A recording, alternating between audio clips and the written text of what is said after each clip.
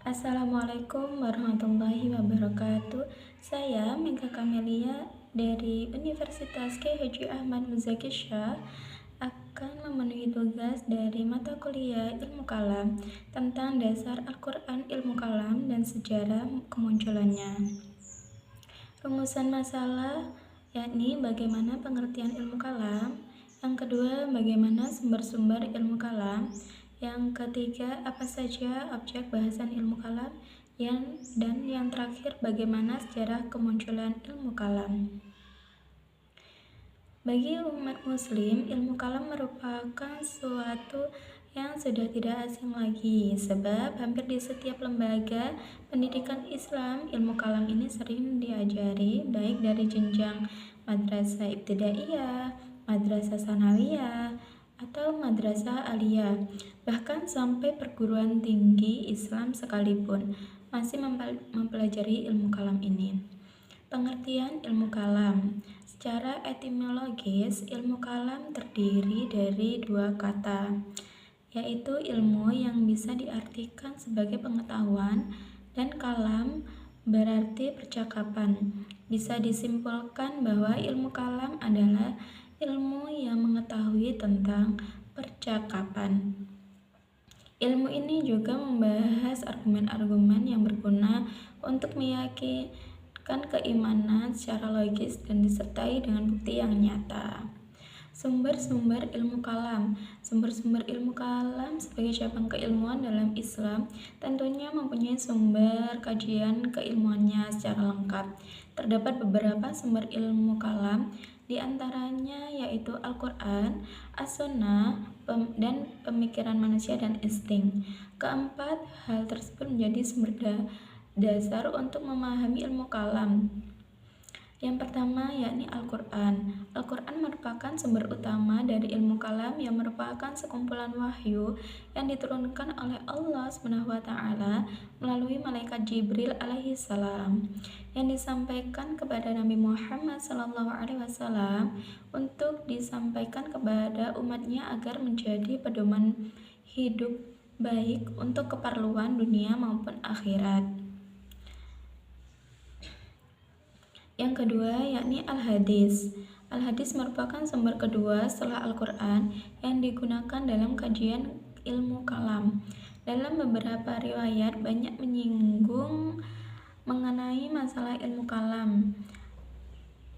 Di antaranya yakni dari Abu Hurairah radhiyallahu an, ia mengatakan bahwa Rasulullah SAW bersabda, orang-orang Yahudi akan terpecah belah menjadi 72 golongan. Hadis yang diriwayatkan dari Abdullah ibnu Umar, ia mengatakan bahwa Rasulullah bersabda, akan menimpa umatku yang menimpa Bani Israel. Bani Israel telah terpecah belah menjadi 72 golongan, dan umatku akan terpecah menjadi 73 golongan. Semuanya akan masuk ke neraka, kecuali satu golongan saja. Siapa mereka itu? Wahai Rasulullah, tanya para sahabat. Rasulullah pun menjawab, mereka adalah yang mengakui jejakku dan sahabat-sahabatku.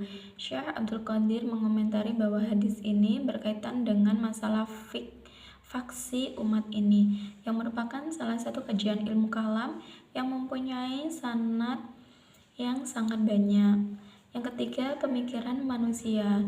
Pada awal perkembangan pemikiran Islam, para ulama menggunakan rasionalitas berpikirnya untuk menjabarkan hal-hal yang berkaitan dengan syariat Islam. Sebelum pengaruh filsafat Yunani memengaruhi dunia ilmu keislaman. Yang keempat yakni insting. Berdasarkan instingnya, manusia selalu menginginkan agar dia memiliki Tuhan. Itu kepercayaan manusia tentang adanya Tuhan telah ada sejak manusia pertama ada. Meskipun pada masa itu manusia pada zaman prasejarah cenderung menuju Tuhannya dalam bentuk batu, pohon, bintang, dan sesuatu lainnya yang mereka anggap memiliki kekuatan tersendiri. Tetapi tetap saja insting mereka mengatakan bahwa Ada sebuah zat yang menciptakan mereka dan menciptakan seluruh alam dunia ini, serta tentunya ada zat yang lebih hebat, lebih besar lagi. Objek pembahasan ilmu kalam.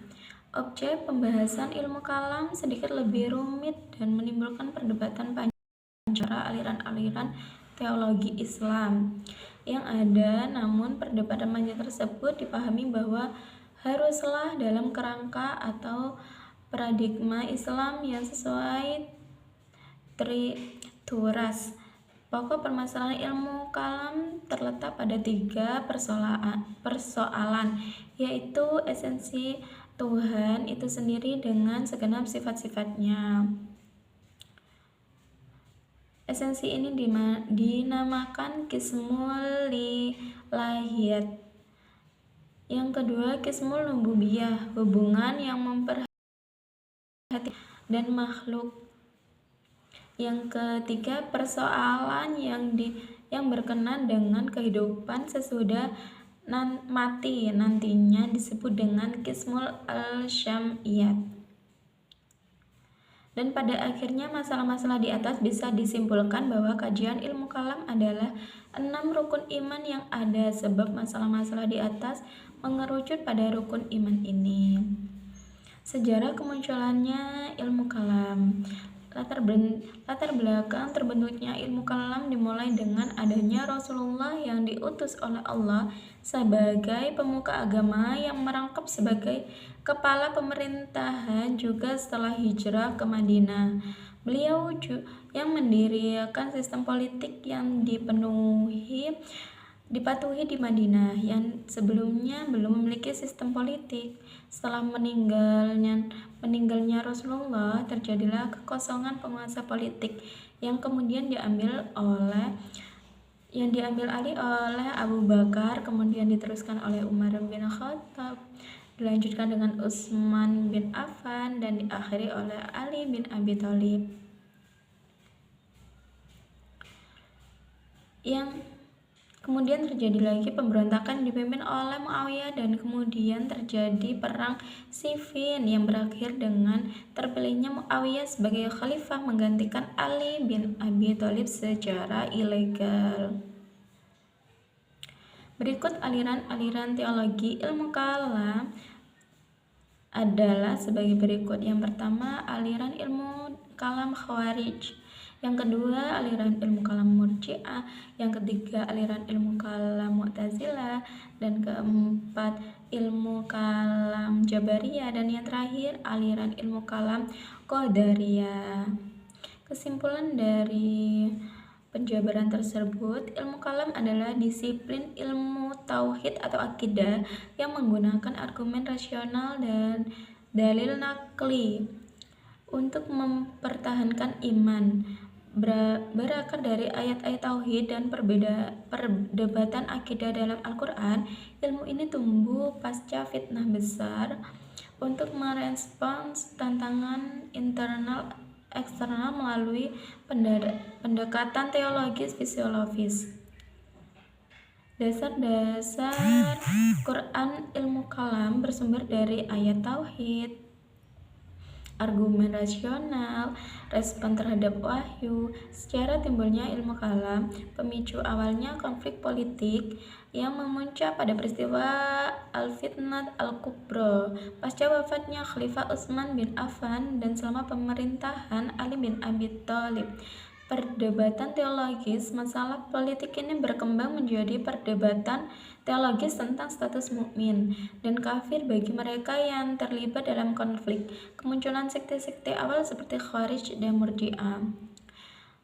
Tujuan sejarah ilmu kalam lahir sebagai upaya mempertahankan ajaran Islam, memperkuat akidah umat dari paham radikal, serta menjawab tantangan zaman. Secara singkat, ilmu kalam adalah respons rasional terhadap persoalan politik dan akidah yang berakar dari prinsip tauhid Al-Quran. Sekian dari saya, hanya itu yang bisa saya sampaikan. Wassalamualaikum warahmatullahi wabarakatuh.